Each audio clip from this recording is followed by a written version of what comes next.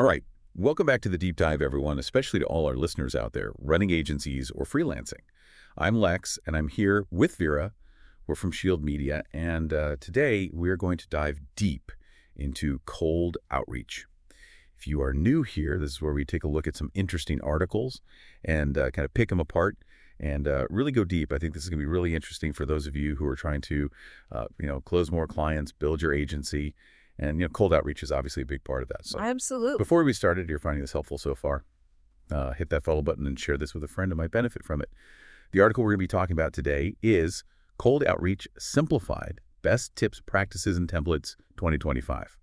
So with that being said, let's get started. So Vera, I think the best place to start is what exactly is cold outreach? Yeah, so cold outreach is basically a form of outbound marketing. It's where you contact potential clients who have no prior knowledge of your product or service. So you're introducing yourself and your business to them for the very first time.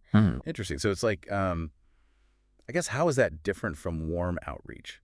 So in contrast to cold outreach, with warm outreach, the prospect has already expressed some interest.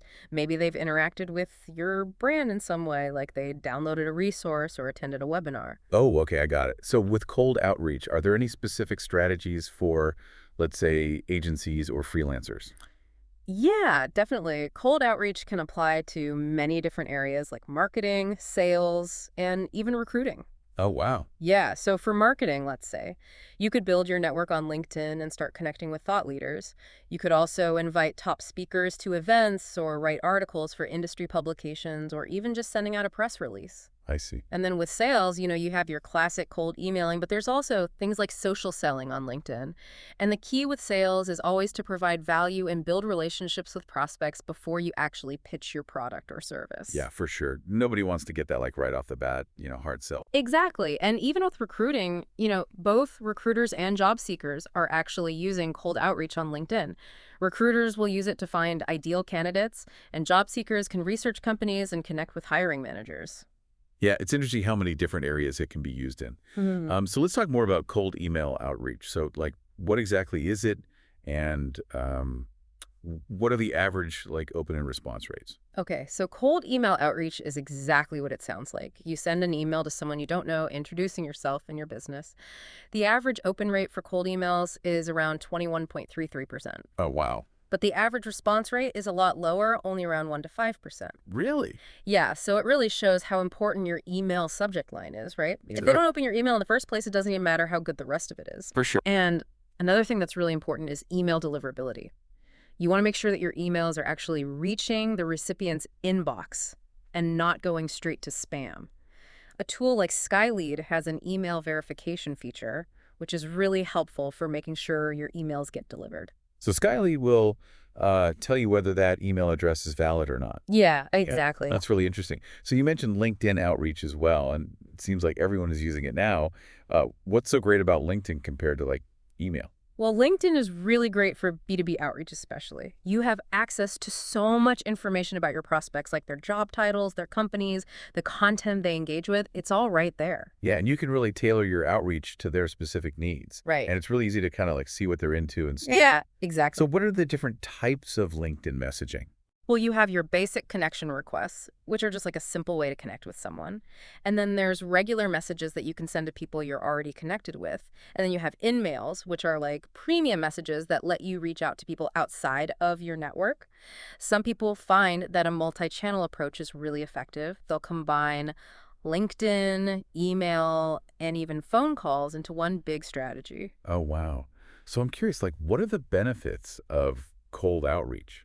Like, why should people even bother with it? Well, there are actually a lot of benefits. For one, it's really cost effective compared to things like paid advertising. You can also scale your outreach very easily once you have a solid strategy. You can reach a much wider audience than you could with traditional marketing. Right. Another great thing about it is that you can target your outreach very specifically. You can make sure you're connecting with the right people. Yeah, and you also get that broader brand exposure too, right? Yeah, definitely. Even if someone doesn't immediately become a client, you're still getting your name out there. Exactly. They might remember you later on down the line when they actually need your services. That makes sense. So now I'm curious, like, what are some of the best practices for cold outreach? Well, the first thing is to really understand your prospect's needs. You can use LinkedIn to research their content, see what communities they're a part of, look at their background and interests.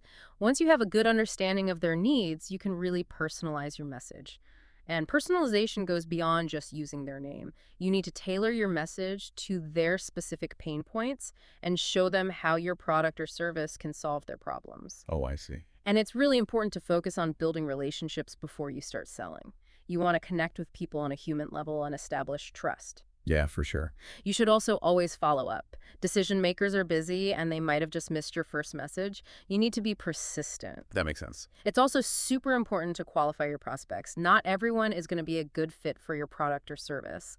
Targeting the right people will improve your customer lifetime value and reduce churn. Oh yeah, that makes sense. And you should always be A/B testing your outreach. Experiment with different message templates and see what resonates best with your audience. And finally, don't be afraid to automate. Tools like Skylead can automate your LinkedIn outreach and cold email campaigns. You'll save a ton of time and resources. So you mentioned automation a couple times. Is it actually effective, and how do you personalize automated outreach? Yeah, so automation can actually be a great way to scale your outreach while still being personal. So while manual outreach can be very personalized, it's really time-consuming. Automation can actually save you a lot of time and ensure that your outreach is consistent. Right, that makes sense. So I'm curious, what are some potential drawbacks of cold outreach? Like, is it ever a bad thing? Well, one thing to keep in mind is the ethical considerations. You need to respect people's privacy and avoid spamming them. Sending too many unsolicited messages can really hurt your brand image, and it could even lead to legal issues. Yeah, for sure. Nobody likes spam. Exactly. It's all about finding the right balance between being persistent and being respectful. Right.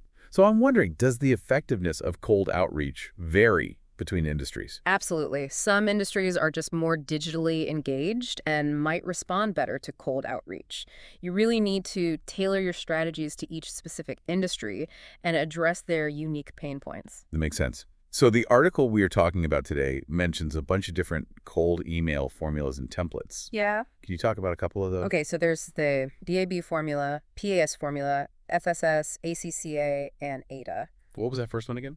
BAB, like before, after, bridge. All right. And the best formula to use really depends on your specific situation and who you're targeting. Right. The article actually has a bunch of ready-to-use templates in the resource section. You should definitely check those out. Awesome. Yeah, we'll link to that in the show notes.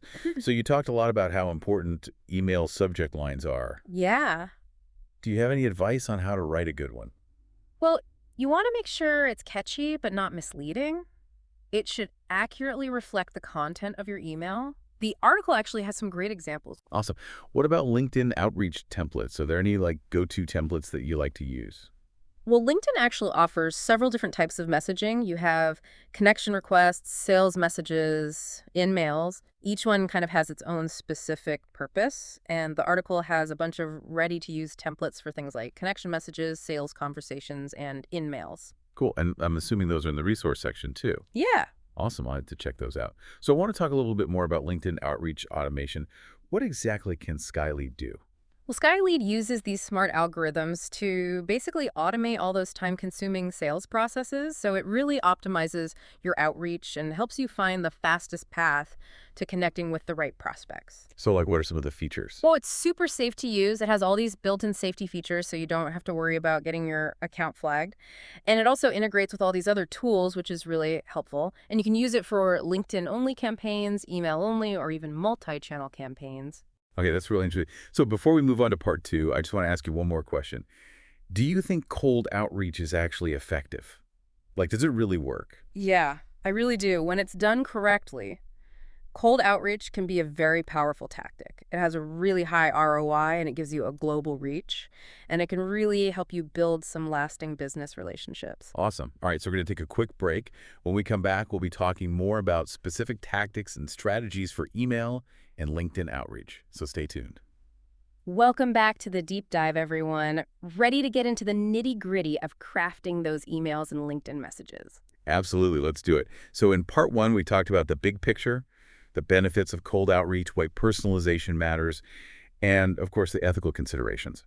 So now let's dive into the actual mechanics of writing those outreach messages. Let's start with email. What are the key elements of a cold email that actually converts? It's like building a house. You need that solid foundation, strong walls, and a really inviting entrance that just makes people want to come inside. And that entrance, that's your subject line. Yeah. It's the very first thing people see, so it determines whether they even open your email. Right, got to hook them from the start. So let's say we nail that subject line and they open the email. Now what? How do we keep them engaged and prevent them from hitting that delete button? Okay, so your opening line, that's your next big chance to really capture their attention. One really effective way to do that is to start by calling out a pain point they're probably experiencing. It shows them that you get their struggles. So instead of jumping right into like a sales pitch, we start by showing some empathy and acknowledging their problem. Exactly. You want to make them feel heard. Like you could say something like, "Are you tired of struggling with pain point?" Or, "I know you're busy, but I wanted to reach out because I've helped other agencies like yours overcome challenge." I like that. You're speaking directly to their needs and positioning yourself as a possible solution. So now we've got their attention with a strong subject line and opening. How do we transition to actually showcasing our services and the value we can offer? This is where you really get to showcase your expertise and what you bring to the table. So explain briefly how your agency can help them with that specific pain point that you just highlighted, and back it up with concrete examples or data. So it's about showing, not just telling. Exactly. Instead of saying, "Our agency can increase your website traffic," try saying, "We helped a client in your industry increase their organic traffic by 30% in just 3 months." Oh, wow. That's way better. All right, so they're interested. We've shown them our expertise. What's next? Time for the big ask, the call to action. Hold on, not just yet. Before you go for the ask, you need to build that trust and rapport. People are more likely to work with someone they feel connected to. So humanize the interaction. Yeah, exactly. Share a quick anecdote or a personal experience that they might relate to. Maybe even add a little humor or personality to your writing. Make it sound like a human wrote it. Exactly. Okay, so we've built that connection. Now, how do we seal the deal and get them to take that next step? Give me that call to action. All right, so your call to action, it needs to be clear, concise, and specific. Don't leave them wondering what you want them to do. Tell them exactly what action to take, whether that's scheduling a call, visiting your website, or downloading something. And make it super easy for them by including a link or instructions. Okay, so no vague, let's connect messages. Right. Be direct and specific. Like you could say, "Would you be open to a quick 15-minute call to discuss your needs? You can book a time that works for you right here. Link to your calendar." Perfect. Clear, concise, and actionable. So we've got the subject line, opening, value proposition, trust building, and clear call to action. Anything else? Almost. Don't forget the closing. Might seem like a small thing, but it's your chance to leave a good final impression. So how do we wrap things up nicely without being too cheesy or salesy? Keep it short and professional. Thank them for their time and say you're looking forward to hearing from them. You could say something like, "Thanks for your time, and I look forward to hearing from you." In the meantime, you can check out our website for more information linked to your website. Okay, cool. Any common mistakes people make with cold emails that we should try to avoid? One of the biggest ones is sending those generic one-size-fits-all emails. You know, the kind that screams, "I don't really care about you or your business." Take the time to personalize your emails, even if it means sending fewer of them. Yeah, quality over quantity. Exactly. Another common mistake is making the email all about you. Remember, people care about their own problems and goals, not your company history or awards. Talk about how you can help them, not how great you are. Got it. So focus on them, not us. What about follow-up? How many times should you follow up if someone doesn't respond to your initial email? You got to be persistent, but there's a fine line between persistent and annoying. I'd recommend following up at least 2 or 3 times. Spread those out over a week or 2. And in your follow-ups, try to provide some extra value or context. Maybe share a case study or article or offer to answer any questions. Okay, so find that sweet spot between staying top of mind and being respectful. This is great stuff. Okay, let's move on to LinkedIn outreach.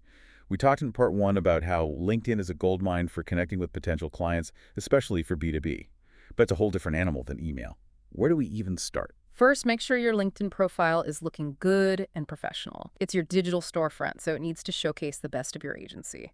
Use a high-quality logo for your profile picture, write a strong headline that highlights your expertise, and really fill out that About section with all the relevant keywords and info about your services. So basically treat it like a mini website for your agency. Yeah, exactly. And don't forget to be active on LinkedIn. Share interesting content that shows off your expertise and provides value to your target audience. The more active you are, the more visible you'll be. So visibility is key. Uh-huh. Okay, so our profile's all set up. How do we actually start connecting with those potential clients? When you're sending connection requests, personalization is just as important on LinkedIn as it is with email. Don't use those generic messages. Mention something specific that you saw on their profile, maybe a shared connection, a common interest, or a recent achievement they had. Make them feel like you actually took the time to look at their profile. Okay, personalization, got it. What about sending messages to people we're already connected with? Same principles as email apply to messaging on LinkedIn. Be clear, concise focus on providing value. So get to the point. Exactly. Start by building some rapport, maybe mention a recent post they shared or congratulate them on something. Then explain briefly how you can help them reach their goals and always end with a clear call to action, like asking if they'd be open to a quick chat. Got it. So no rambling messages. And follow up if you don't hear back. Yeah, for sure. Okay, so now, in mails. A lot of people are hesitant to use them because you have to pay for them. Are they worth it? They can be a good way to reach decision makers who might not want to connect with you directly. It's like a VIP pass to their inbox, but because you're paying for them, you need to make sure they're really well written and super targeted. So treat them like gold. Exactly. Put in the same effort you would for a high-stakes sales pitch. Okay, I'm getting it. This is all great info. Before we wrap up this part, I want to ask about automation. There's a lot of talk about these tools that can automate your LinkedIn outreach, but also some fear and uncertainty around using them. What's your take on LinkedIn automation? It can be really powerful for scaling your outreach, but it's super important to use it ethically and responsibly. LinkedIn has strict guidelines about automation, and if you break those rules, you could get your account restricted or even banned. Yikes. So proceed with caution. What are some red flags to watch out for when choosing an automation tool? One big one is a tool that promises to automate everything, especially things that LinkedIn specifically says you can't do, like sending those automated connection requests to people you don't know or sending out tons of spammy messages. Another red flag is a tool that doesn't care about safety and following LinkedIn's rules. Look for tools that use human-like delays and limits on your activity, so it looks more natural. So find a tool that balances automation and being authentic. Exactly. It's about working smarter, not harder, while still following the rules and respecting people. We already mentioned Skylead. It's known for being safe and its ability to personalize at scale. But no matter what tool you choose, always do your research, read reviews, and make sure it aligns with your goals and ethics. Great advice. Okay, so this has been a deep dive into email and LinkedIn outreach. We covered a ton, writing subject lines and openings to building rapport and adding value. But before we get to part 3, where we'll talk about building genuine relationships and staying sane in the world of outreach, I want to leave everyone with a question. What's one thing you can do today to improve your outreach based on what we've talked about? They maybe write a better subject line, personalize your connection request, or try a new outreach formula. Whatever it is, take that first step and start seeing those results. We'll be back soon with part 3 to help you refine your approach and take your game to the next level. See ya then. All right, welcome back to the deep dive for the final part of our cold outreach journey. We've talked about a lot in parts 1 and 2, running those attention-grabbing emails, those LinkedIn messages, even navigating the world of automation.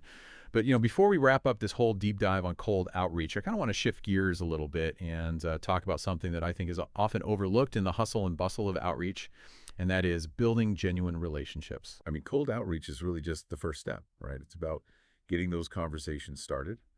They can lead to, real connections and hopefully long-term partnerships. You're absolutely right. It's not just about sending out a bunch of messages and hoping for the best. You really want to start a dialogue, build that rapport, and nurture those connections into something, more substantial. Yeah, so how do we do that? How do we go from sending that initial cold email or LinkedIn message to building a relationship that feels, genuine and mutually beneficial? Well, I think it starts with a mindset shift. Instead of looking at cold outreach as just a transaction, a means to an end, try to approach it as an opportunity to connect with people who might be facing similar challenges or have similar goals. Approach it with curiosity and a desire to really understand their needs and what they want to achieve. So it's about remembering there's a human on the other side of the screen. Yeah. That you're talking to a real person with their own story and their own goals. Yeah, exactly. And don't be afraid to let your own personality come through in your communication. Share a personal story, ask some interesting questions, engage in conversations that go a little deeper than just the surface level. Show them that you're not just trying to make a sale, you're genuinely interested in connecting with them on a human level. Yeah, I love that. It's about building those real connections. Exactly. But I mean, let's be real. Not every interaction is going to blossom into this amazing friendship, right? Yeah. So how do we know when to really nurture a connection and when it's okay to maybe move on? Yeah, that's a great question. I think it takes a little intuition and just being aware of the signals the other person is sending. Are they responding to your messages? Are they engaging in conversation? Are they asking questions and showing real interest? If so, those are all good signs. Those are green lights that tell you to keep nurturing that connection. What about red flags? Like when should we just politely bow out and focus our energy elsewhere? If someone is consistently not responding or just seems dismissive or like they're just not a good fit for your services, it's okay to politely disengage and move on. Don't waste your time and energy on people who aren't interested or who aren't a good match for what you offer. Right, so be strategic with your time. Exactly. Okay, so before we wrap up this whole deep dive on cold outreach, I want to touch on one more thing that I think is super important but often overlooked, and that's self-care.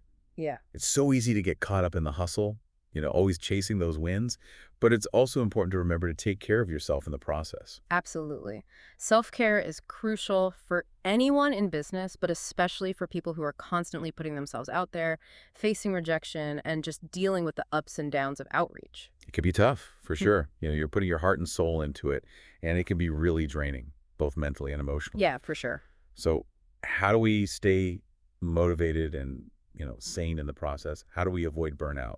It's all about creating a sustainable routine and putting your well-being first. Start by setting realistic goals. Don't try to do too much at once. Break down your outreach into smaller, more manageable tasks, and celebrate your wins along the way. Yeah, I love that. Celebrate the small wins. Yeah. It's so easy to get focused on the big picture that we forget to acknowledge those little steps that get us there. Exactly. And remember, rejection is just part of the process. It's not personal. It doesn't mean you're not good at what you do. It just means that that particular person wasn't the right fit at that particular time. Learn from every interaction and keep moving forward. Yeah, that's all part of the journey. Yep. Well, Vera, this has been an amazing deep dive into the world of cold outreach. We talked about everything from writing those compelling messages to navigating LinkedIn, building those relationships, and even taking care of yourself along the way. I think we've given our listeners a ton of great tools and strategies to take their outreach to the next level. I agree. I hope everyone feels empowered to go out there and make those connections. Remember, be authentic, be persistent, and never give up on finding those amazing people who are out there waiting to see what you have to offer. Great advice, Vera. And to all our listeners out there, thank you so much for joining us on this deep dive into cold outreach. We hope you found it valuable and that you can use what you learned to reach your business goals. Be sure to check out the show notes for links to all those resources that we mentioned, including the article that inspired this whole deep dive, Cold Outreach Simplified, Best Tips, Practices, and Templates 2025. And hey, if you enjoyed this episode, do us a favor and share it with your friends, your colleagues, anyone who you think might benefit from it.